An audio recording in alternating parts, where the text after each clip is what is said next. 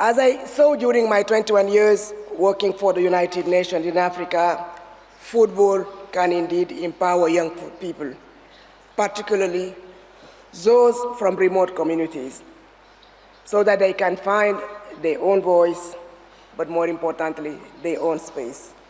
This was what FIFA, and this is what FIFA is still doing to help achieve those goals. I learned so many things during my trips in Darwin, in Northern Territory, but also during my trip to the Treaty of Waitangi grounds in New Zealand. And this enriching experience brought a fresh lens to the importance of the work we are all doing here.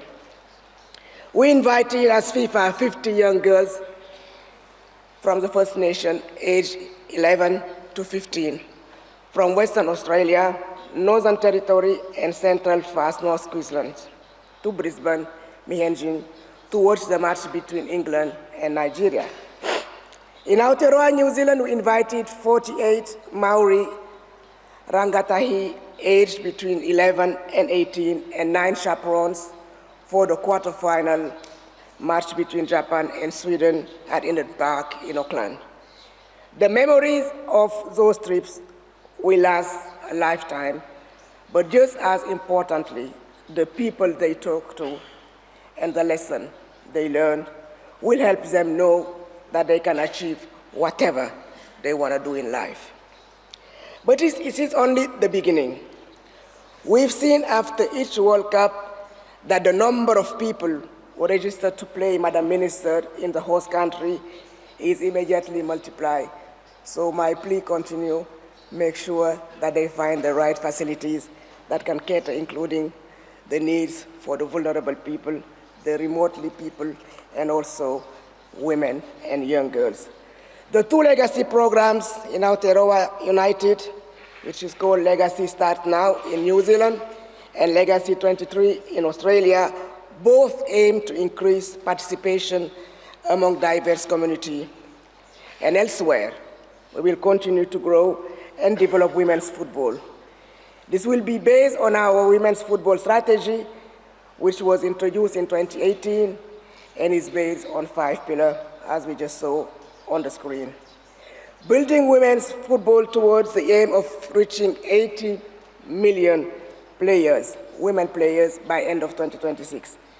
Using FIFA Forward to support development and building of facilities and funding competitions, and many facilities will be available for youth competition and grassroots football. National teams are key to increase participation, because when a national team is active, the whole pyramid below is active: the leagues, the talent sporting, the youth competition. At the moment, over 180 of our 211 member associations have active national women's strategy, but we would like all our 211 member associations to have their own strategy by the end of this year. Because strategies are very important, and many of you in the FIFA member association here present have followed our example and launched your own strategy for women's football, because the strategy tells us what the country is trying to achieve and what we can do as FIFA to contribute. Funds and the interests are growing everywhere, and as I mentioned earlier, attendance keep breaking records around the world. More competition at professional level are in the pipeline, like the FIFA Women's Club World Cup, providing an incentive for leagues and clubs around the world, and we are working on the format, the access list, the host country. A futsal Women's World Cup will come into being also part of our strategy. The FIFA Under-17 Women's World Cup will be annual, as the President explained during the last Congress, and will continue also the detection of talent in our 200 member associations. We find that in women's football, people are more ready to embark on reform, and the global audience of the FIFA Women's World Cup worldwide give us a huge platform to raise awareness about social issues, as previously mentioned. I would like to highlight the several social impact causes under the umbrella of Football Unite the World with the World Health Organization.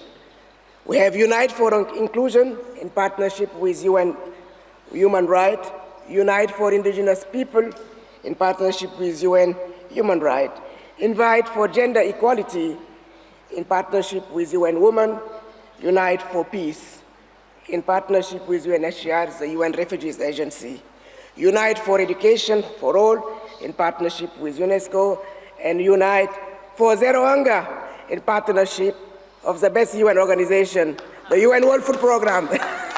United, I'm biased because I'm coming from the UN World Food Programme. Unite for ending violence against women, already represented here by Madam Awa, our partners being UN Women.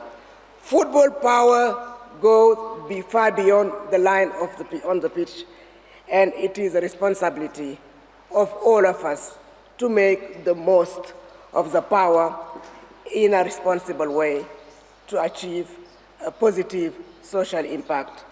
This tournament has truly taken women's football beyond greatness, and I hope that these next 2 days can ensure that its legacy will live for a long time after Sunday night.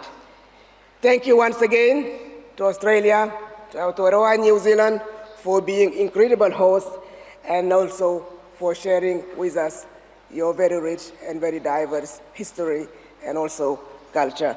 We declare that the second edition of the FIFA Women's Football Convention officially open. Thank you to all of you and welcome again.